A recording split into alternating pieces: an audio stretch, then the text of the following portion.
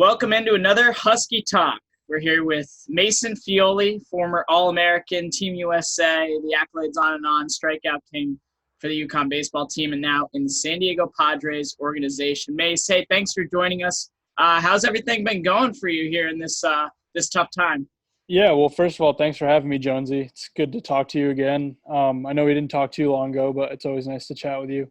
But I think same as everyone, just trying to stay healthy, trying to stay positive through a really interesting time, and just trying to maximize the opportunity that we have to kind of be with our families and get a little bit of work in as well. So obviously for you and everyone else, it's a weird time, but just trying to stay positive and enjoy the situation if you can.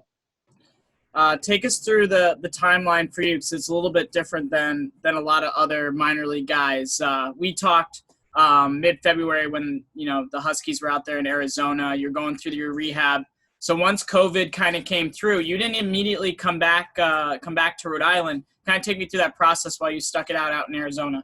Yeah, so I ended up electing to stay there. A few of the guys in our organization, specifically the rehab group, they kind of gave us a week to just kind of be in our apartments and just kind of be away from the complex while they figured out the logistics of how we were going to continue to get our work in there. And it just made sense for me not to go home right away, just kind of wait it out and see what was really going on, gather some more information before coming home and risking my parents' lives. So I chose to stay in Arizona. I have my own place out there, and I figured, hey, why not? I get to use the complex and our trainers back there. And so, yeah, we all kind of just felt it out for a little bit. And a few of the guys actually ended up staying through. But I was still there for about 6 weeks after we got shut down. And I was able to go into the complex every day and get mainly most of the work that I had to get done. And it was super beneficial on a progression standpoint, being where I was in my timeline for my rehab. But at the same time, obviously, like, we don't know what the risks were. We ended up getting antibody tests, and no one at the complex tested positive. So from there on out, we kind of felt a little safe going in every day and being around the same people. But we practiced the normal social distancing that everyone else is. And I mean, thankful for the Padres organization and the rehab group to allow us to do that, to not just kind of ship us off and be like, hey, you're on your own now, but to at least build a foundation that we could take to go home with. How many guys were out there with you while you're out there, and how many would you estimate are still out in Arizona just kind of working out on their own? Yeah, so we had about 20 in our immediate rehab group, and I think about 15 elected to go home right away. Most of the guys from Venezuela stayed. I don't think they were allowed to go home. And a group of three of us, three lefties, Kyle McGrath and Tom Cosgrove and myself, stayed to continue their TJ protocols. And then most of the big league guys ended up sticking around. And we kind of every day had certain times that we were able to go in. So we were really never seeing more than 2 or 3 people at a time. They were very strict with the social distancing thing and making sure that we were doing lifts and basically holding a bottle of alcohol cleaner, Mm-hmm. Yep. rubbing stuff down like in between sets. So they did it responsibly. Those 2 guys are still back out there. They live out in Arizona. So yeah, there's quite a good crowd there that's still getting work in at our complex. Take me through the vibe of that organization while you're at spring training, and it's before COVID. It's such like a interesting time for the Padres because you've got the Manny Machados, the Hosmers, Tommy Pham, obviously Fernando Tatis Jr. in the big league club, but MLB.com has you guys ranked as number 2 in terms of the prospect tree with Mackenzie Gore and Trammell and all these guys. So I got to think it's got to be a lot of fun down there at spring training to kind of have all that hype of not only being good here these next couple of years, but for the far future. Oh, definitely. I mean, it's really cool to be a part of. the way they have it set up where you can just see big league guys getting their work in day out, it really shows it shows something to the younger guys, and I think it sets a really good precedent for our farm. And being a part of it's really cool right now because we are on kind of that turn end. What do they have? We haven't really been that great for a few years, but with the talent and the organization, things could change very quickly if we get baseball up and rolling again. So it's just really cool to be a part of it. And it honestly, a lot of the philosophies and the foundations kind of remind me back of being at UConn, where it's a very much so a blue collar mentality. Very much so like hard work is going to overtake talent a lot of the time, so um, the standard is set very high for the accountability and focus level that you really need to be successful in the organization. They don't want half reps. They don't want a guy that's going to go halfway. So to be in the organization that values kind of the same character traits that I believe I value in myself is really awesome. But just being in spring training and being part of like a professional organization in general has been a really awesome experience.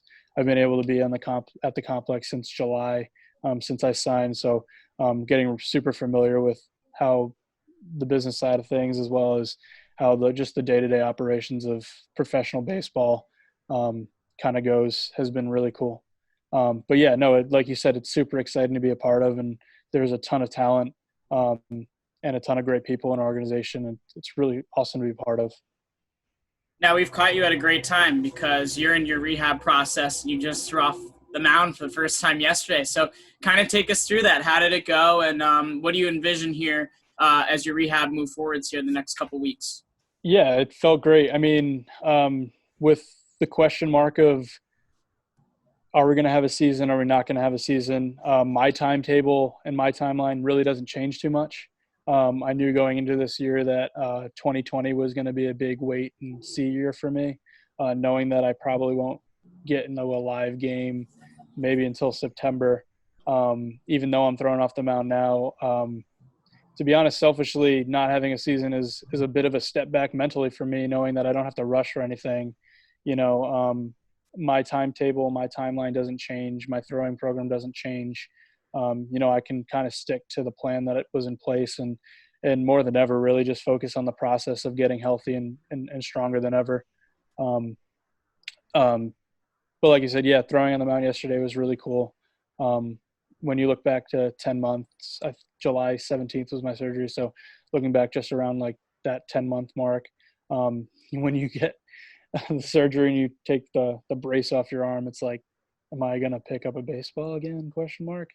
Um, but yeah, there's always like those little checkpoints throughout this whole process that kind of make you giddy, especially if you love baseball as much as I do, and you love doing what you do as much as I do. So it's when you first pick up the baseball, it's really exciting. When you first, go past 60 feet, it's pretty exciting. But getting on the mound is a little bit different, because that's the office space. That's where you want to do most of your work. So it was pretty cool.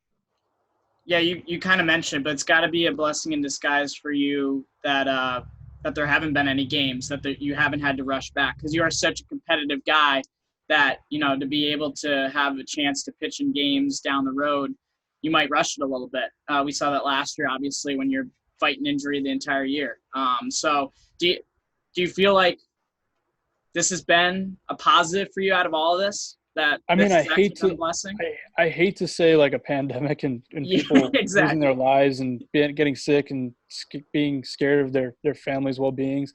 Um, on that end, it's definitely not a positive. And as like a baseball fan and someone who is involved with the game, like this year would have been a great opportunity to just sit and watch and get better on that side of things. Be able to take an entire professional year to watch other professionals do their thing. You learn a ton. So on that end of things, it's more so a negative. But physically and mentally and um, progression wise, process wise, sure, it's a great thing to be able to kind of hone in on what I have to do and not really worry about what tomorrow might bring. knowing that we might not play a game this year, or knowing that by the time we might play games, hey, maybe I'm 100% ready to go.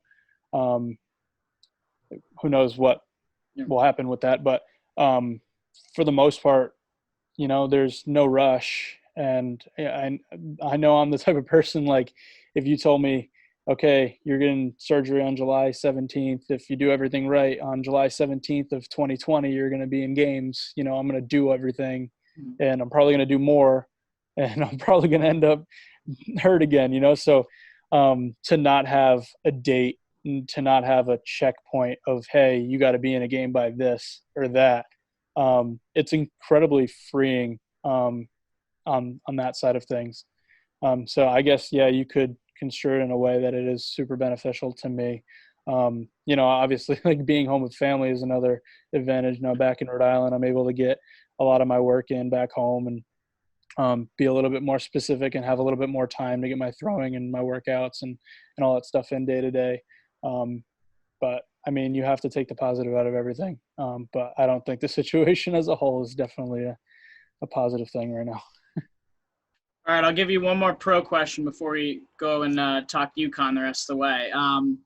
What do you think about, COVID has obviously sped up this process for Major League Baseball and the minor leagues about cutting, upwards of 40 teams. What are your thoughts on that, of how that can really change the landscape of minor league baseball, having a lot less jobs for college guys or high school guys kind of moving forward? Yeah, I mean, it's really difficult to see, because I have personal friends that, myself included, like, who wouldn't have gotten drafted this year. So, like, you work so hard to play baseball at a Division I level, or even at a high level in high school. Um, and, like, everyone has a different road to professional baseball, or a road even to Division I baseball, or road to coaching after Division I baseball, or whatever it is. So to kind of take away the opportunity um, to be a part of a professional organization in some way, shape, or form, is really difficult to see, because it hits so personally, to not just myself, but to a lot of guys that I know. And, like, I'm in rehab with Kyle McGrath, who was a 36 rounder. He was drafted after Johnny Manziel from Louisville, and he pitched 2 seasons in the big leagues. He's rehabbing TJ with me, and I've learned more from him about life in Major League Baseball and life in professional baseball than I probably would have going to pitch in short season. So to possibly not be around those guys, or to not see myself or other guys get an opportunity to make a major league roster one day, is really difficult. And I know it's a business, and I know money is a huge factor in all decisions. But at the end of the day, like, it's really tough to see, it's heartbreaking to see.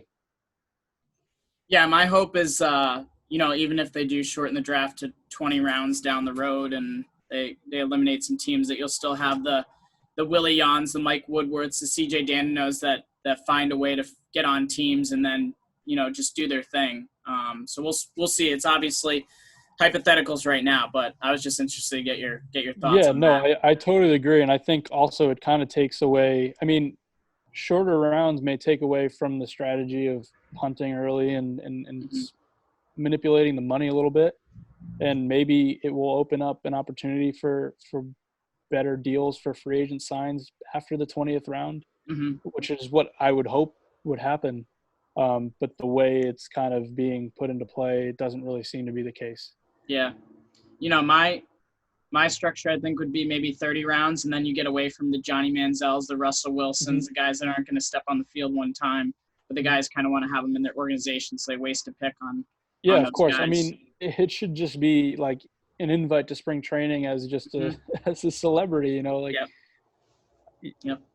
I if hear you you. want to do that, I it hear you. just takes away from so many guys that I know personally and played with and know how hard they've worked and how bad they want it. Hey, so let's go back. Recruiting process. What was that like for you? And then ultimately, making the decision to head to Stores. It was interesting. I bloomed late, I think. especially for nowadays standards. We have guys at our facility and that work out with our teams back here that have started to get recruited in their freshman years of high school. For me, it was just like my freshman year. I was just trying to make the varsity team. Um, but yeah, I started pretty late. I didn't really start receiving interest until like the back end of my sophomore year, probably sophomore summer. And then junior year kind of really ticked up a little bit. I had a pretty big like velo jump and started kind of feel like my own on the mound in a competitive standpoint, in a standpoint that I felt like I could probably pitch at the next level. I didn't know if that was going to be D2, D3, junior college, Division One, thankfully. So I didn't really know. There was a lot of question marks going into my junior year, and I knew that was what I wanted to compete and play at a Division One level for a really good program. But yeah, early on it was just really Boston College, and they basically came and saw me and were like, "Hey, you could be a lefty specialist here. No money. Like, we don't really see it.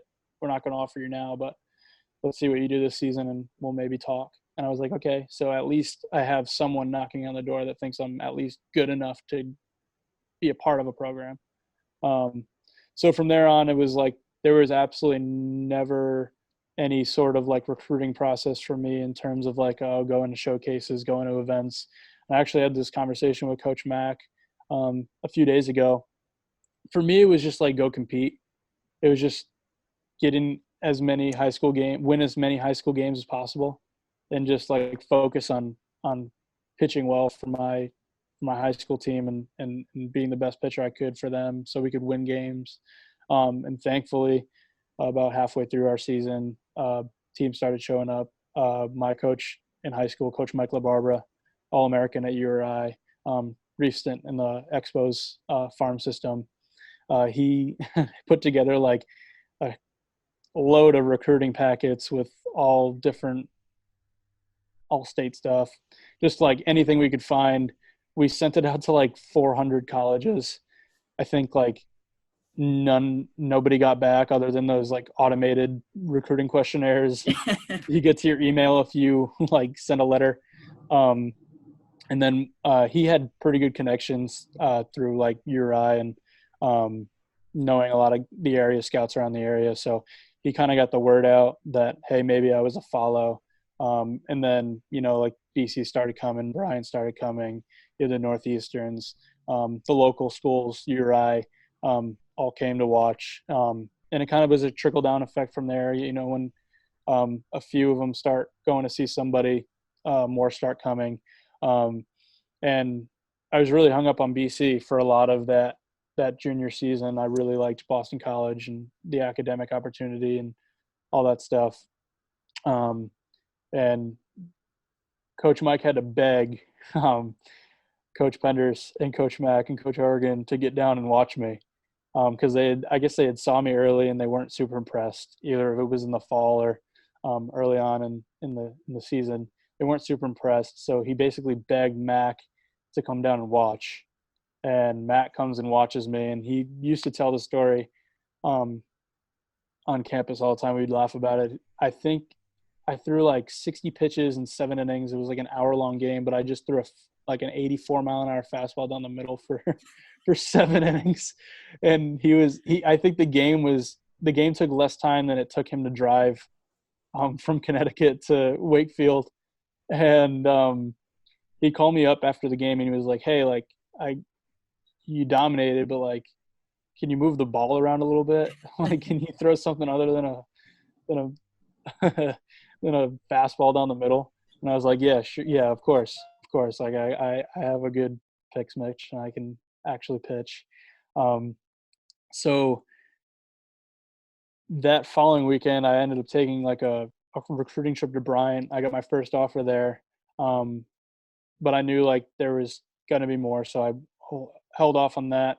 UConn came back to see me, and I specifically remember the game they saw me in.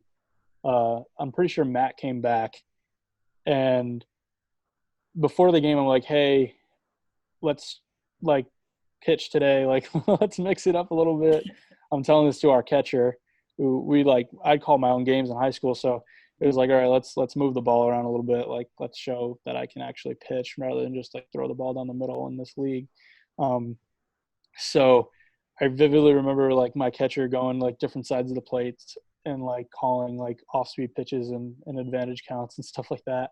And Coach Mike used to stand on the bench in our home dugout. We had like these open dugouts, and he used to just jump up and down on top of the dugout bench with his like anxiety going crazy. And he was like so confused why we had this like more elaborate pitch plan. But I guess it worked. And Matt called me up after. They invited me down for a visit, and honestly, like meeting Coach Penders and the rest of the coaching staff, and just seeing the campus and just knowing what UConn stood for on a baseball standpoint, knowing the guys that came through the program, um, and what it really meant to like wear the hooksie and just be a part of a winning program in a really good conference with really good players on the team already, and with with a really good past. It was an absolute no-brainer for me. I took one more visit to Boston College, um, got an offer from them, and I mean, walked through Boston College's campus just knowing that I couldn't wait to get on the phone with Coach Penders and tell him I was coming. It was just like I had to address this other option, just in case. But the whole time I was like, I want to be a Husky, and thankfully I made that decision because it was a great one. Um, and yeah, I mean, I just fell in love with the campus right away. Hey, when did the leg kick come about? Is that little like when does Yeah, basically Feole go with the leg kick? Little League. I was young. I I used to like Dontrell Willis and Andy Pettit. Um, but I actually used to watch like Jabba Chamberlain, Mm-hmm. and as like an uncoordinated 12-year-old, or well, I'm still uncoordinated, but as an uncoordinated 12-year-old, I used to think that I was just pointing my toe down because Jabba had that like point his toe straight to the ground. I mean, he threw 100. I was like 10 years old. I was like, I want to throw 100. And so I just started pointing my toe, and I guess it just developed this like big leg kick. And I guess I mean it had worked for me. Really got my lower half involved, and um, on like the pitching side of things, it honestly as a young kid, it kind of taught me to use my lower half of my legs a little bit better than most 12-year-olds Yeah. do. Um, so yeah, I mean, it was a quirky thing I do, but it ended up really being a beneficial thing to me in my career thus far. All right, so you commit to UConn, you get there in the fall. What is that fall ball like for you, getting to know the guys and then ultimately, competing against them in the fall scrimmages and whatnot? It was a new world. We did the first summer thing. I pitched in the Futures League and had success, um, but not nearly against the talent level of that freshman year UConn team. Um, it was tough. The nickname Panic came about, and I was a deer in the headlights for the first week or so. I was looking around and was like, maybe I don't fit here. And maybe like I know I can throw the crap out of the ball, but maybe I have to fix a ton of stuff mentally to be ready to compete with these guys. It was tough. Freshman fall, outside pitching in the Cape that summer was probably the first time in my life that I really felt like I failed. And it wasn't because I wasn't getting guys out or I wasn't good from the mound to home plate. Is because I really just realized how much the game was going to speed up and how much the small details of the game mattered, with holding runners, with picks and bunt defenses and different sign systems. So I learned a ton about how the intricacies of the game are really going to make it pretty difficult. Um, but for me, being around the guys like Willian and Ryan Radu, um, even the younger guys like the Topas, and it was a great opportunity for me to learn from my teammates, the John Russells, to learn from my teammates and to really kind of to sink my feet into it. And I'm thankful that I failed so much every day, in practice, because I was able to kind of take it into the game. And, it was harder competing. And I know Coach Penders preaches this. It was much harder competing against the guys in our own jerseys than it was pitching at ECU. It was much harder competing in the barn against um, our lineup of Feldstein and Susie and Tope, Prado. and Prado and Willie, than it was in Troy, than it was competing against the guys from other teams, because, you got more comfortable being uncomfortable. I know it's something Gino mentioned in the grad speech or whatever, but it is so true. And I think that's something that I learned in that fall, is just get comfortable being uncomfortable, in the weight room with the Coach DeMarco or on the field. Mac's definitely not someone you can really be too comfortable with when you're in competition, outside the lines. Like, he's the greatest guy in the world. Like, still text him all the time. You have a great conversation with him as a friend, but like, when it's time to compete, he really showed me like what it meant to be focused and locked in, and to slow myself down. So what is it, game 2 of that doubleheader against UMass Lowell you pitch in? You get the Yep. start. What is Yep. that day like for you? And then obviously you go out and shove and get the win. But to be on the mound and get that first start out of the way. It was cool. I mean, obviously the basic stuff, like it's your first start as a freshman. It's your first opportunity to play at a higher level of baseball, and the opportunity to wear the uniform and actually play for the first time after watching Timmy and Wills do their thing that year.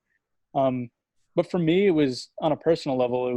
There was this huge question mark, if I was going to be able to handle it, and I knew internally that like I had no problem competing in a game. Like, all fall, like I knew to myself, like going back to my dorm, like when I would fail on the field, like during blue whites or fail during PFP practice or whatever it was, I knew eternally, like when I hit the bed that night, I was like, when there's another jersey in the box, I'm going to have no problem competing.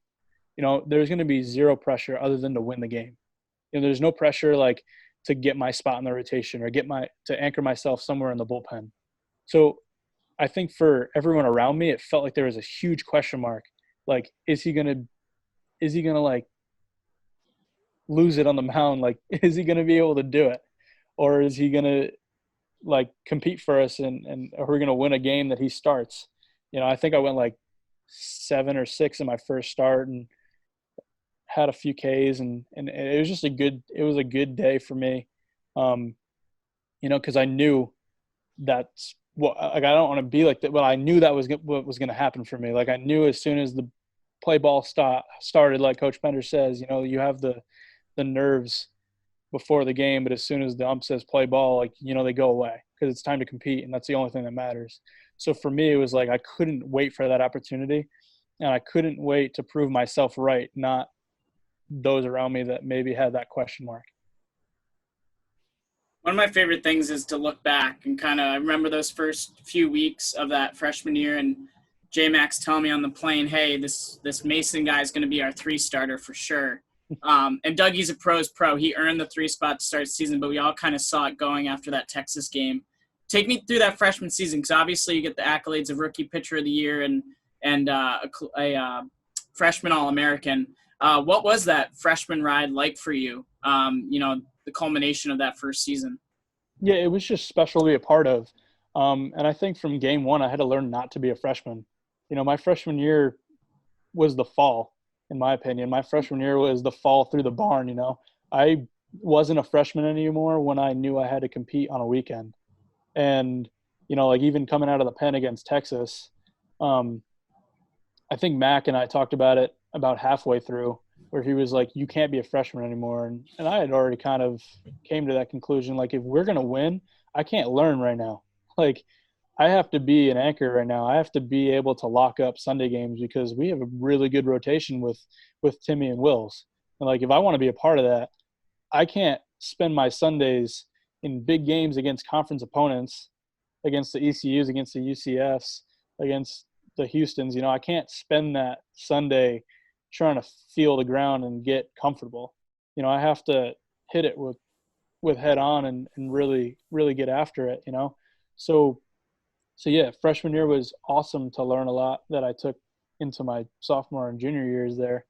But for the most part, my freshman year really kind of ended when the fall and the barn sessions did. When the season started, it was more so about solidifying my role and to trying to help us win as best as I could.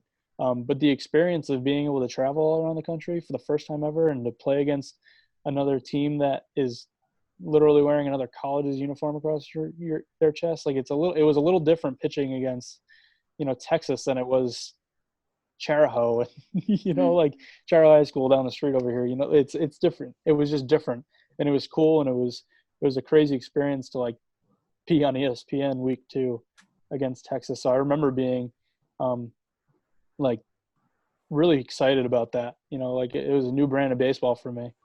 Um, so yeah, it was an awesome year, and obviously um, the results kind of went in my favor in terms of um, earning that freshman All-American and rookie pitcher of the year and stuff like that. Um, but it definitely that obviously, as you know, that whole freshman year definitely left a huge dagger in all of our hearts Yeah. for the following year. Yeah, I think, the 2017 team will stick out most to me just because of the what if. Like, I felt like if we're selected as the last team in the field, that we could go deep, just with Wills and yourself and Timmy, like the lineup, like you talked about. We had the pitching. I mean, we had John Russell, who was the best closer in the country, and And we just PJ was had becoming the and best setup guy. exact PJ was everyone looks at PJ's junior year and thinks that's his breakout season. It's like I remember watching PJ the back end of my Mhm. freshman year and being like, he's the best pitcher on our roster. You know, he's the most. I'd put him out there if I was Coach Penders, I'd have him pitch every inning right now because he was untouchable. But yeah, that is such the what if team, you know, and it really created the mentality for the following year for us.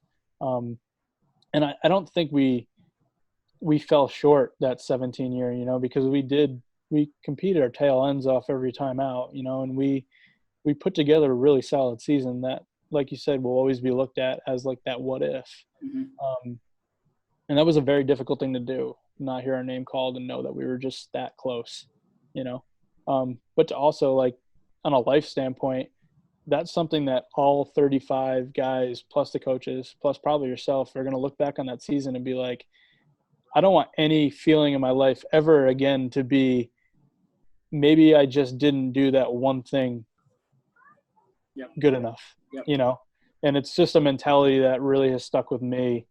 And I think it was a great time for me to learn that lesson, you know, um, to then have that to reflect on for the rest of my life. Well, you learn that lesson, and then you learn a lot of lessons with the Gatemen at beautiful Spillane Field. What was that first summer up on the Cape like? Obviously, it was quite a learning experience to face, the best of the best. Yeah, it was, it was fun. Competing in a parking lot was fun. Um, I actually, so I always joke around about that, but I pitched like 2 innings at home that Really? year. I think I pitched 2 innings out of the pen at home.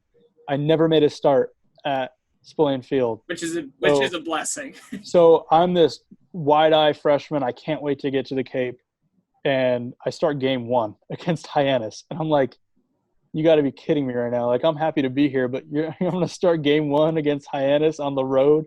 Like I got here yesterday. He's like, I got to the field and Coach Lawler comes up to me. He's like, hey, you're starting tomorrow. And I was like, okay. He's like, yeah, you're gonna punch him right in the sternum in his like thick Texas accent. And Yeah. I was like, okay, sure. I think I went out and walked like 4.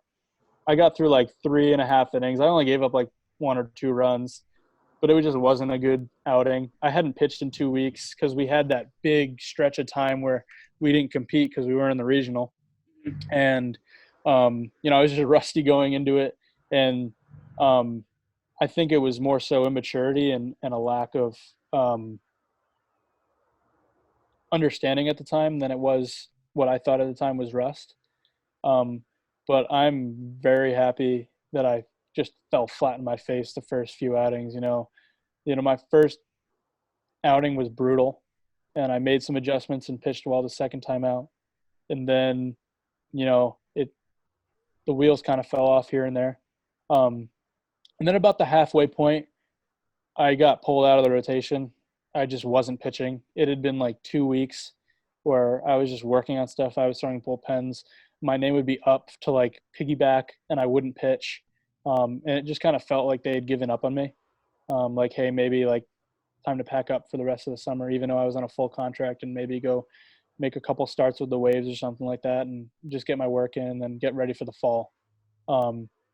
But I kind of sat down with the coaches out there, and I think I called up Coach Mack like halfway through, and he was like, "You just got to trust it, man. Like, stop trying to change so much stuff and just do what you do, because when you got here, you're quirky and weird and different, and so like you need to just continue to do that wherever you are and not change to fit a mold or whatever the case may be." So I think after the phone call with Mac, I pitched out of the pen a few times and was lights out. And then my last like 3 or 4 starts until I kind of ran out of gas against Bourne the last game of the season, I think I had like a sub-1 ERA, and I just really found it. I found it in a way that like freshman year I pitched really well, but there was a lot of times I didn't really know what I was doing. I may have got really good results, but I didn't really feel like I was in control. The back half of the Cape, after falling flat on my face in that league, really showed me that like what it felt like to be in control and what it felt like to kind of have a presence on the mound, and really have a good understanding of an approach to being on the mound rather than just, here's my stuff, try and hit it. Are there any big leaguers from that Wareham team yet? I only asked because I was on the Cape the year after, or no, I'm sorry, year before. Alonzo and McKay were on our team, so maybe those guys aren't there yet that year after. I don't know if we had big leaguers. Our top picks were like Tanner Dodson, Tristan Pompey. Mm-hmm. We had Griffin Roberts from Wake Forest. I can't remember if we had any other guys make the big leagues. The following year, obviously, I played with Bryson Stott and Andrew Vaughn. We played there for like a week and a half. But yeah, no, I played with some unbelievable players in the Cape. But honestly, the best player I still think that I played with from Wareham was Topa. Oh, I mean, watching him all someone summer give him a shot as a Cape All-Star, like I enjoyed playing with him. And it was weird because like we didn't really hang out a ton like at the field, but we like drive back and forth from Rhode Island to the Cape pretty much every day together. And like we weren't too close like my freshman year, but like that brought us a little closer, and like we were able to kind of talk about stuff even if it wasn't related to baseball. And I think for me, being a freshman, being 18 years old in the Cape League, I learned a lot from being around John, and seeing how someone a whole year of experience older or 2 years of experience older was really handling things there. And honestly, he was instrumental for me kind of figuring it out and just not putting so much pressure on myself out there. Favorite Cape field? What are you going with? I really, really, really liked Brewster. I just like it felt like playing in the park, like the backyard. And I actually have a funny story from Brewster, and that's why it's probably my favorite. Growing up, I like really liked Fred McGriff. I know he's like an era before me, but like Crime Dog. I really like Crime Dog, and obviously he is really big in the Cape. And I had pitched against Brewster, and it was like my first start, and this is also probably why I like it a little bit. It was my first start that I got after pitching out of the pen for so long, and I pitched really well. I think I went 5, gave up no runs. Finally felt like things were starting to click. So at the end of the start, like when I'm on the mound, I can't hear like the PA or whatever. Like I'm trying to tone all that out. But in the pen, like, it's Cape, so we're joking around, we're having a good time. And hearing the PA that Fred McGriff's in the park. or it's not even, and it's not even a stadium. Yeah, It is the most Stony Brook. glorified high Yep. school field ever, you know. Yeah. And I grabbed my phone from my bag and a pen, and I texted my buddy who came to watch the game, and I was like, "You have to get Fred McGriff's autograph from me. Like, you have to find a baseball. You have to get him to sign it." I think I even texted Mac Yeah. because he texted They're me back buddy. and he was like, he was like, "I got it for you," and I texted Mac. I was like, "Yo, I just picked up a new autograph," because we're always talking about like cards and autographs and stuff like that. And after the game, my parents and my buddy come up to me and they're happy to see me or whatever. And my buddy hands me the ball and I'm so pumped up. Like, I'm so excited. And he just starts laughing. And then my father starts hysterically losing it. And I was like, this isn't his actual autograph, isn't it? And I was like, you got to be kidding me. Uh, So yeah, Brewster for that one day kind of gives me good memories. was it? I'm trying to think of his last year or the year before. Fred McGriff. He's a scout. I forget from which team, but he's in Clearwater. I think it is the Braves.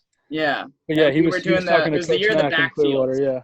Yeah, yeah. Was that 18 or last year that we were on the backfields? I think that was last year. Yeah, I think God, it was against. last I year think he seems was in the so dugout long against ago. Louisville. Yeah, yeah. And that was one of those moments where you like turn and look, and you're like, man, that guy looks like Fred McGriff. And then J Mac's like, yo, Crime Dog, what's up? Yep. So obviously you're feeling good about yourself after you leave the Cape, better than when you started, and you're a monster your sophomore year. I mean, now that you kind of look back at the sophomore year and can put it in perspective, just I look, 9 wins. I know is probably what you look at the most, but 2.50 ERA, 120 Ks. You get to go pitch for Team USA. Just kind of put everything in perspective from such a great season. You guys are obviously able to get to the NCAA tournament after the tough luck in 2017. Yeah. Well, what like sticks out for me on a personal level about that year is that I was a start away from being out of the rotation at one point. Yep. After the North Florida game, or actually before the North Florida game, Mac was like, "You have to figure it out, or we're gonna start thinking about something different." I had a really good start against Georgia State the first weekend out. The wheels fell off the bus against Southeastern Louisiana, and then we get to North Florida, and I give up a 5 spot in the first inning. I'm like, "Here we go," And then after that first inning in North Florida, it was just like, okay, I don't have to worry about anything right now. Let's compete and get outs, and let's see if we can keep our team in the game.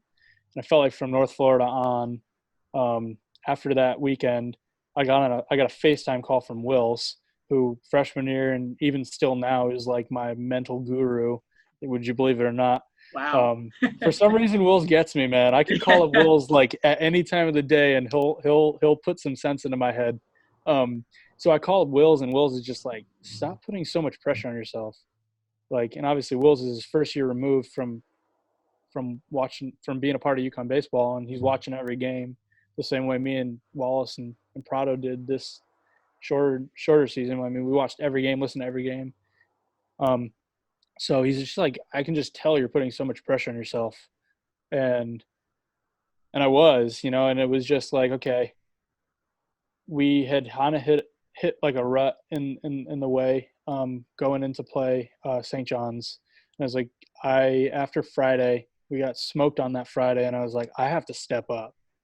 Like, I have to be the quote unquote captain on the mound that I was, like, that I felt like I was in the weight room in the fall and through the off season in the barn and in game one. So it was like, from that point on, it was like, I'm going to take the mentality, like, give me the ball. We're not losing if I get the chance to pitch. And I just want to win and make sure that we are in a really good position every single weekend to come away with at least one win, because that's in my control that weekend, and I'm going to be the best team that I possibly can on the other 2 games. But yeah, no, it was an incredible year. It was really fun. Obviously, getting to sit in that same room the year before that we found out we weren't going to make it, and being, I think we were in the first regional called. Yeah. When we found out we were going back to Coastal. But yeah, that year was just so much fun. we were clicking and rolling on all cylinders, similar to the same way we did last year. It was kind of a carryover year with different guys stepping up. Um, but it was just a great thing to be a part of. Um, and it was just overall just a really fun year. Talk about Team USA, collegiate national team. That experience, that's a unique one that you'll remember for a while. Yeah, I mean, sometimes like I'm sure Tim and Kay will tell you the same thing. You just kind of look back and like, wow, I actually got an opportunity to do that. I mean, to play with some of the guys I did, um, but most importantly, to wear that jersey and to be a part of something a lot larger than yourself. Like, obviously, UConn is much bigger, and even the San Diego Padres organization is much bigger than myself. But to play internationally and to represent our nation in anything, whether it's whatever sport, whatever, it was really special to me to be a part of, um, and just to be a part of that group, that fraternity, if you will, of guys that have had the opportunity to wear USA across the chest, is something really special. Um, so yeah, the blanket statement of that is just it was an incredible experience, and um, it was a lot of fun competing there. So then we head to your junior year, and obviously, injuries take part throughout that season. How do you look back at that season now? And it's only a year removed. It seems so much longer since I feel like COVID has kind of like changed the Yeah, timeline we of yeah, everything. It I seems like agree. years ago. But just take me through that season because you were just a true team captain. You just pitched through injury and just kind of grind your way through it. And I look back in the numbers and really like you had some awesome games. It wasn't as bad as in the moment. Oh, Mace isn't pitched like Mace, but man, you were still out there grinding. Yeah, 2019 from it's funny because I went off like probably the best year of playing baseball in my life. Mm-hmm. Probably one of the most exciting years of my life. 2018 was. I got to travel to Cuba and I got to play for Team USA, and we had just gotten off of a really cool regional where I thought we could have went to a super, maybe the College World Series, and like being back on campus, the fall was awesome. Everything seemed to be rolling perfectly. Um, and it seemed like the second the clock struck uh, 12, or the second the date changed to 2019, Yeah. it became like one of the hardest years of my life in a person. Like, it was such a mental battle um, to go through that year being like, damn, did I just lose it? And to not know if I was hurt, or to, it was tough. Mm-hmm. Um, I threw a bullpen in January and hurt a pop in my elbow, and I immediately turned around to the guys like back home, and I was like, I just tore my UCL. Like, there's no way I didn't just tear my UCL. Mm-hmm. like I don't know what it feels like, but I know what it feels like. And so getting the MRI results back and finding out that I was fine, I pushed myself to get back on the mound. Somehow got back week 3. It didn't feel great, but obviously, like, I'm saying it feel great because I want to play, I want to compete, and to just go out every Friday, or at the time we were like shifting back to getting me on Fridays. It was just a struggle to, one, try to be ready physically, but two, not get so frustrated mentally, because there was no excuse for me not pitching to my potential at certain points in the season. And then to pitch really well and feel great one day and just feel like I shouldn't be throwing a baseball the next. It was just such a mental grind. Um, and there was a lot of like situations where I was just not myself. Like Connor Moriarty will tell you, rooming with me, like, it probably wasn't very pleasant. Like, I don't think I was the nicest person in the world at times throughout last year. Um, and I mean, that taught me a lot about how to handle myself through my own personal adversity. Um, I talked to Coach Penders earlier in that season where I was kind of absent from a lot of practices and barn sessions. Like I was trying to get myself right, which is like was the right thing to do. But at the same time, like I had to still step up and be a captain for the younger guys and for my teammates, because they were so gracious to grant me that leadership role. Like I had to step up and do that. Um, and I think for me, if anything, like last year was really my year to focus on being the best possible teammate I could be. To maybe step back from being the guy like I felt like I was in 18, to knowing like, okay, I still have to do that. And I still believe in that I can, regardless of if I have a fully torn UCL or not. Um, so yeah, it was a difficult year, but um, again, like I take everything in a learning way. Like I learned a ton about myself from last year, and honestly, to like open up the second MRI and find out that I had to get TJ, it was a big relief off of my shoulders, knowing that hey, I didn't just lose it. I was pitching broken this whole year, and it's now time to address that and take this year to focus on myself. Because it was great to focus on UConn and to put what I thought, like I always put that Husky uniform on, and it came before myself. But to now have this year and to really kind of focus on my own progression, my own career now, um, it's an interesting and different shift. And I look forward and can't wait to get back to the day where I can be a part of a team again and compete for other people, not just myself. But I do think there is something very valuable about learning how to be the best possible version of yourself mentally, physically, and as a teammate. That is probably the most substantial and the most important aspect of being a good teammate and a good team player. Uh, there's a fan question. There's also something I wanted to ask you. Dude, the pressure of junior year, or if you're a senior in the draft, and just going through what you went through, and you're pitching injured, and you have the draft, down the road, and these guys, I don't want to be put in those shoes because your livelihood, the dollar figures, the signing bonuses, all that stuff is in your head as you're trying to just have fun and play the game that you played your whole life. But it seems like this 1 year in your career is just so focused on. How do you? And I don't know if you've talked to Wally or any of these other guys that in that draft year, Prado. How do you guys deal with that pressure? Yeah, of playing the game at the highest level, but also all these scouts are looking at you, and your future is going to be told to you in mid-June. Yeah, I mean, you're lying if you have a question mark if you're going to get drafted, and like or you might get drafted, you're on draft boards or whatever. Like if you're going to get drafted, you pretty much know. Um, there's some cases where it's a question mark if it's later or whatever, but if you're in that upcoming draft class, like you're going to bed every night. That's the last thing you're thinking about. And that's probably the first thing that's going to pop in your mind when you wake up. I mean, we're only human. Yeah. And the ability to um, not access that thought, not address that, not let the wrong things determine how each and every day is going to take its course, um, I think was hard.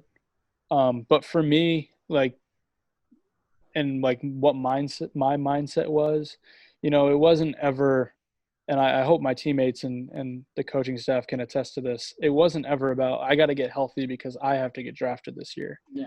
Like I hope that I left the impression that I wanted to be healthy because I wanted to win games for us. So you In the wanted to go to draft, Omaha. exactly. I wanted to go to Omaha. Like, and obviously we fell short of our goal, but we accomplished a ton last year. Mm-hmm. Probably the most successful UConn Huskies team since the 2011 Yeah. team. And so, or well, sorry, 16 was extremely important. That's probably a lot. That 16 is better than last year, but um, what I'm trying to say is, I never for a second like the draft wasn't that important to me on an immediate level. I knew that if my process was good for us, that good things would eventually happen to me. And obviously, like everyone, including myself, like it maybe wasn't exactly how I planned it to be. Like I didn't plan to slip far in the draft, or in my opinion, like what I worked for and what I believed my ability to be, like, and that's what I talked about earlier. Like the system of the draft is so different. It's so confusing, and it really isn't, it's such a business, and it really is such like a maneuvering thing. But with that being said, like, obviously it's not how I planned it out. But through the entire process, my mindset wasn't on that end result of like, oh, I have to be a first rounder, oh, I have to do this or that. It was really just get healthy and try to win games for us. And if I get drafted here, there, or anywhere, it's great, and I'll attack that situation as it seems fit when I have that opportunity. But actually, great advice from my dad before the season, before I had gotten hurt or anything, is like, nothing's guaranteed. Like tomorrow might not even come. So like if I am so focused on something that is so far down the road, I'm going to trip up on my own feet. And Coach Pender says it great too. Like you have to be where your feet are. And my feet, your feet aren't on June 11th or whatever the draft date is when it's May 1st. So it's definitely something you think about. But for me, it wasn't something that dictated my season. I didn't think about it a ton. I know Jake and Prado especially, like Woody and CJ, like last year. The draft for us was just another date that we were going to be able to celebrate our teammates. Mm-hmm. Talk a little bit about where was I going to go? We'll go top games in a second. I was going to go, draft day. Talk a little bit about, those draft days of waiting to get picked, being with your family. And as I was waiting, because obviously I watch, for fun and to post on social media when you guys get picked, with every passing pick, because we know you're a top 3, top 5 round talent. With each passing pick, I'm just thinking, man, Mason is just writing all these guys' names down of who he's going to leapfrog when he makes it to the bigs, and you eventually get drafted in the 11th round. I won't make a Tom Brady reference because I know you don't want to be compared to him. I mean, I'd love to be one day compared to that, because he's as much as I throw shade, he's greatness. So I'm going to be rooting for him in Tampa. But with that being said, it was draft day was a whirlwind, because the first round was in Oklahoma, and we were playing. I was just thinking like, damn, if I was healthy this whole year, if I showed what I really am, like maybe I would have had a chance to celebrate with my teammates. Like who knows if I would have got picked while we were in the dugout or something like that. But like, again, that was like a quick thought, and I was like, okay, I have to get those demons out of my head. Like obviously that's not going to be the case this year, and I want to try to win this. All that matters is winning this regional. And so we all watched the draft together or whatever, and it was a really weird emotional day because our season had ended, and we're bawling our eyes out in Stillwater, and our season's over. But then the draft's starting, and you got guys in our team that might get to realize their dream. So then, day one goes through, and my advisor, we're trying to set up a plan because I found out that I needed Tommy John, that I had a detached MCL that night before. I had gotten the MRI in May and didn't open the email until the end of the year. After Nebraska, I knew my arm was shot. Yeah. I went to the clubhouse and opened up the MRI, and I was like, okay, that makes sense to me. But we're trying to formulate this plan of how we're going to tell teams that I'm not healthy, because they know, but they didn't know we knew. Yeah. And now it becomes people at the time thought, and you had the injury history, so it was less likely, but if you were fully healthy that year, that Monday night game, you may have come in for a couple outs. 100%. I wanted the ball in Clearwater against Cincinnati. Mm-hmm. And I would have loved to take the ball in Oklahoma, and I would have. But I had already showed Coach Penders the results. Yeah. And it's like behind the scenes stuff, but like I had showed Coach Penders and told Coach Mack about the shape of my arm Mhm. of what it was. And actually, I pitched against Wichita State, felt great that night in May, and I Yeah. got the MRI that Monday. So like, there's no doubt in my mind that I wasn't hurt for the first half of the year when my arm actually hurt. Yep. And so, but fast forwarding back to that day, where the draft started, there was an outside chance that I thought a team maybe was going to take a chance on me, as if I had to just rehab this next year, and we'll see where it goes. But obviously, like, money and numbers and all that stuff comes into play, and you try to make different decisions like on draft day. Um, so I didn't get cleared by a few teams, medically. They didn't think it was justifiable to spend that money early and to guarantee it early. Um, so then it became like a pick up the phone, say yes or no, negotiate a little bit, put down the phone. And I think that went on from like round 4 to 10 on day 2.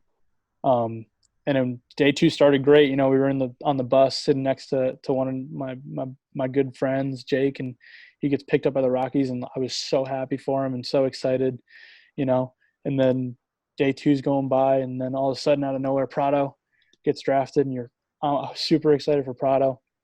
But it was still that, like, picking up the phone, up and down, up and Yep. down, up and down. We were getting so many calls, um, with like so many open-ended questions on like the question marks and concerns. Like, my advisor was taking calls. My advisor has I have like 2 of them or whatever, Mhm. but I'm taking calls. Like, I'm talking to area scouts, and like, like, I'm negotiating for myself. So I became like partially my own advisor during some parts of the draft. Um, and I learned a lot about that side of it Mhm. too, which is super beneficial. But um, yeah, we fast forward to the end of the day 2, and I get a call from like almost all the area scouts are like, that aren't in the room. They're like, how are you still on the board? And I tell them all they didn't even know that I was injured. Um, and then basically after day 2, I got a call from my now agent, and he was like, I know this is like really tough right now. And my girlfriend was in Rhode Island with me. She was nice enough to fly up from North Carolina to spend that like week span, and my parents were home. And that's the night where we like finalized, okay, like, I'm gonna have to get Tommy John surgery. Like, we knew it was like a 50% chance, but like, having doctors and all these teams look at the MRIs, like, none of them think that there's a way that they can draft you without having to get surgery. Like, it's unavoidable. So after day 2 ends, um, I know I'm getting surgery. Um, and basically, it was like, you're going to get picked in the 11th the night before. The strategy was, hey, let's hold out and see if we can get a team to sign you on the last day for maybe the amount of money that I would have signed for had I been drafted healthy. So that was our plan. That was our goal. Um, day 3 comes around. I don't even know what time the draft starts. I don't even look at it. Mhm. My phone starts ringing off the hook. We're in the kitchen. My mom's like making breakfast or something like that. My girlfriend and I are at the counter, just like, we're not even paying attention to the draft other than the texts and phone calls I'm getting. And my dad's biggest thing, when the whole draft started, all he wanted to do was be in the room. It didn't Mhm. matter if it was round 1 or Oh round no. 40, or if it was a call saying that I was like going to sign for whatever as a undrafted free agent. My dad went to Dunkin' Donuts or something like that, and I get a text from Jake Wallace saying, "Let's go," and I was like, "What?" And um, I looked at my phone, and it was like, Did his you name think was you were something like, Rocky when he texted you no, that? no. So I knew I had gotten drafted. I didn't know by who, Yeah. and I had a feeling. So we just gotten off the phone with San Diego, like, negotiation stuff, and I think we like said, like, not don't take him here if that's going to be the deal, and they took me Mhm. anyway. Yeah. and Yeah. and I get a text from our area scout at the time, Jake, and he shoots me a strong arm emoji, and I was like, that's ironic. And I'm just like, all right, you know what? Like, I can be really bitter right now. I can be upset, or I can take a step back and think about what 12-year-old Mason would be feeling if he knew he was going to have an opportunity to play professional baseball. And I mean, it was cool. You know, I get chills thinking about that opportunity. And you know, it was funny that Jake Wallace texted me, and that's how I found out that I had been drafted. But I still am very bitter that my father did not get to be in the room. Yeah. it's, and it just kind of summarizes like what the draft experience was for me. And I know I sound like such a spoiled little brat saying that, but it was that like 3-day span that I realized like this is a business. Yeah. And like who knows, maybe I'll be on the other side of that business one day. But I learned a lot about the business side about of things, you know. And it wasn't the NFL draft where it was like I was all dressed up or whatever this year on the Zoom calls. Like it was much different, you know. We didn't have a party. There was too many question marks to have everyone, the family, over and stuff like that. So it was a business decision day, and then the next month was a business decision day. Um, but I'm glad now that everything's resolved and I can just worry about getting healthy and competing. Like the tournament, you just got to get in. You just got to be invited, and then it's all up to you to kind of decide your fate. So, Yeah, um, definitely. I mean, there's tons of really good players mhm. all around the country. It's what you make of opportunity in life, and so to just earn it and make the best of that opportunity, I think, is more important than where you start. All right, top games at UConn, whether you pitched in them or you didn't, which ones kind of jump out in your brain? You know, I have some written down in terms of your starts. You talked already about St. John's. You know, it's brutally cold. We just got blitzed in the first game, and then and it's kind of fun to look back on because Wally wasn't what Wally became, but he was still, you know, still raw. Mm-hmm. It was you, Wallace, and Poulin that pitched that 1-0 shutout. Yep. Or I think it was 1-0. I can't remember the final. You guys had the shutout. I don't know if there's any other games on here that you've talked about yet. I've had Cincinnati. I know it was a loss, but talk about, the pregame was longer than the actual game. You give up just I don't know if it was a leadoff home run in the fourth to Manny Rodriguez, and then just no one could score that day for either team. It was like an hour and 49-minute game. Any Yeah. games that jump out to you? The biggest thing that jumps out to me about that game isn't even like what I was able to do on the mound the day. Obviously, we lost, and I think we got the series that weekend though. Yes, we did. We got the series. Lost Susie, lost Feldstein. I remember Susie getting hurt and Kenny Bergman coming in and just absolutely firing a kid out at second base. Yes. And it was just like, okay, like if we lose this game, it's gonna be weird. But Perez was the pitcher for Yep. Cincinnati that weekend, right? And Yep. he carved Yeah. us. But that was probably one of the most fun pitching duels I've ever been a part of personally. I mean, it stinks to come out with a loss, but I mean, there's so many. I think the one for me that sticks out for my freshman year is definitely ECU, the first conference Yep. weekend. Mm-hmm. I went into ECU really excited that it was conference. You know, the games mean a lot more. And I think I took a no-hitter into like the sixth. We ended up winning. We sweep ECU on the road. I was so pumped to be a part of that, especially getting to pitch that last game to finalize the sweep. And I remember coming out of the game, and I was like, so if this is what conference is like, this is fun. Mm-hmm. I said something dweeby. But And then coach singing after. yeah, coach sang in the bus. There was also some humility there. I kicked the ball in the right field. Did a little reverse Paul O'Neill out there. But that was a fun game to finally get to compete in conference. Last year, I don't know if I've ever seen a pitching performance like Wallace. Oh my gosh. The first night, yes, but even the second night, Yeah. I don't think many people.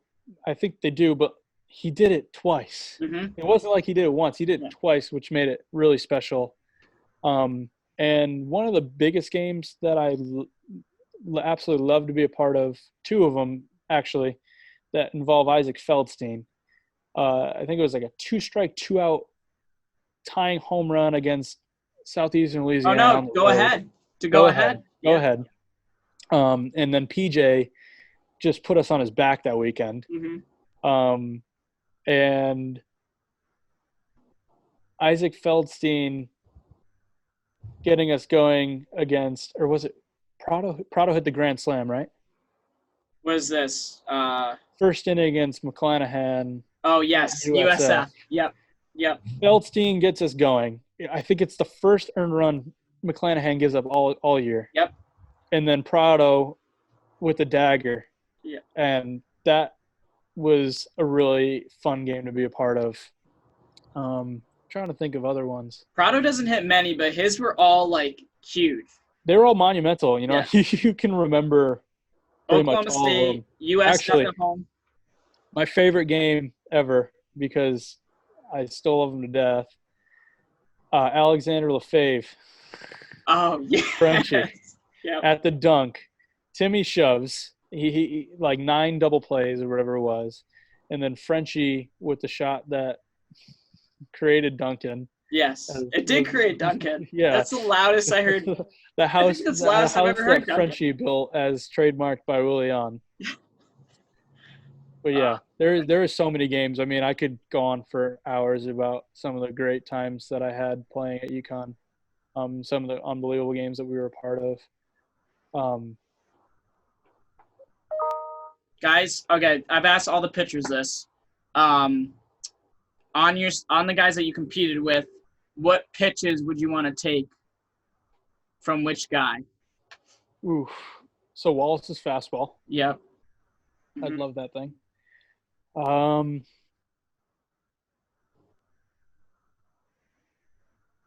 K's changeup doesn't count because I didn't play with him. Take Timmy's curveball. Yep. Trevor Holmes' changeup. Okay. Yeah. Outside of the box on that one. I don't know if I want Russell slider or Randy slider.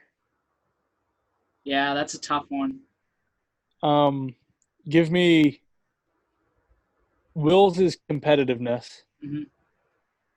mixed with a little bit of Timmy's calmness. Yep. And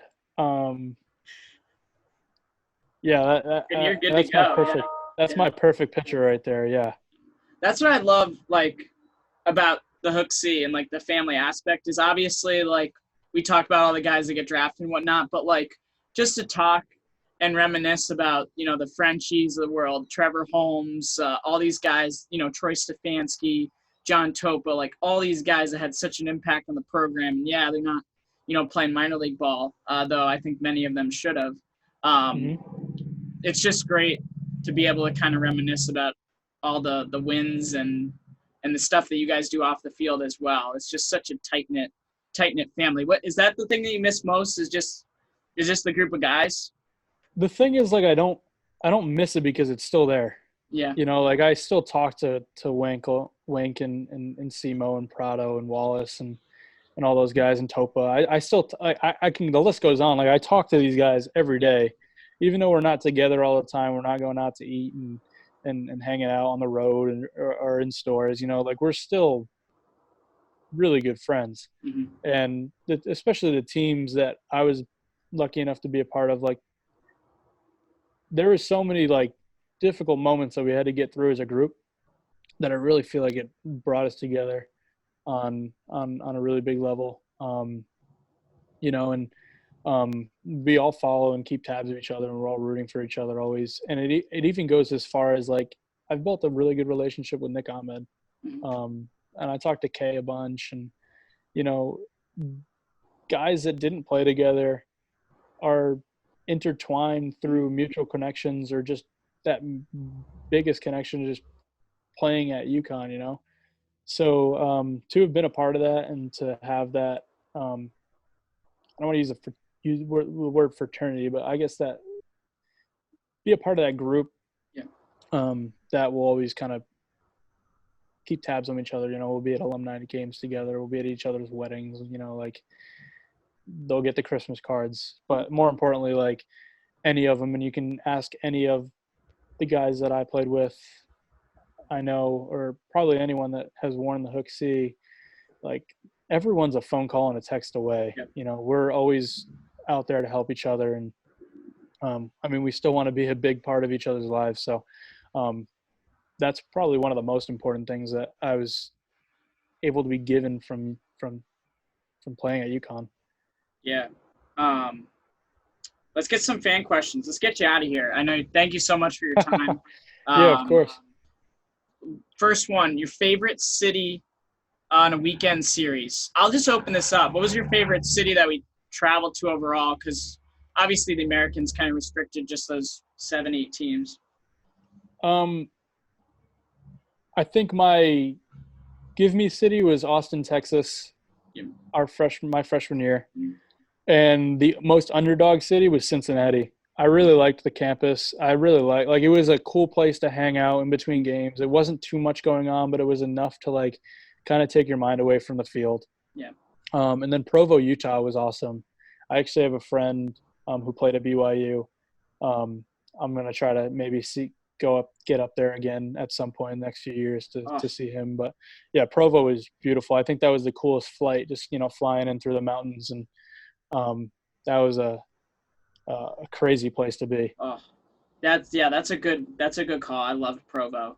It was especially we got lucky. The weather was really nice. I think for 2 or 3 days. Exactly. It was gorgeous. I definitely want to go back. Yeah, it was just different than anything else we'd ever seen. Mm-hmm. What do we got here? Okay, best on-field teammate. I know this is gonna be a tough one. Like the most talented player? Or like the best player? Yeah, I don't know what they're intending to ask there. I guess either we can go with most talent or I don't know, best leader. Whatever you want to go with it. So the best leader is like a clear-cut tie, I think, between Wink and PJ. Mm-hmm. Just in a sheer personal thing. Like I learned so much from both of them, being able to live with PJ and to just be a good friend of Chris. Like I learned so much from both of them in terms of like their accountability, their approach to life in general. But like, I know we butt heads all the time, but I've never seen people do what Anthony Prado does on a baseball field. Like he loves to play pranks on me and like, whatever. But, like Mookie Betts does some of the stuff that he does, like that's my comp for him. Like he's just so talented. He could play anywhere on the field. He's a high level bat. Like he was so fun to watch. And the rest of his teammates will tell you the same. He's the most impressive player that I've ever played with, at any level. So I'd have to go with Prado. What are your biggest lessons you've learned from the coaching staff that you carried forward into pro ball? Or just in life in general, if it doesn't have to. Yeah, there's so many. I can quote Coach Penders every single day, but I think right now is don't let the elements beat you. Mm-hmm. I think right now we're in a really interesting time in our world where as a professional athlete or even as a college athlete, we have a lot of time on our hands, and it's up to us on how we spend that time. And even though we might be confined to our small apartments in a big city, or maybe we have a ton of land in our backyard to use to work, or we have a basement, or we have a bedroom, or we have space. We can't let the elements of where we are right now beat us from getting better every day. So for right now, I think that's the biggest lesson that I've been able to focus on and use. But there are so many that I constantly quote or find myself falling back on, and especially when it comes to Coach Penders. All right, what else do we have here? When do you think UConn makes a return trip to Omaha? How many years? I hope next year. Yeah. This year would have been cool. Yeah. Yep.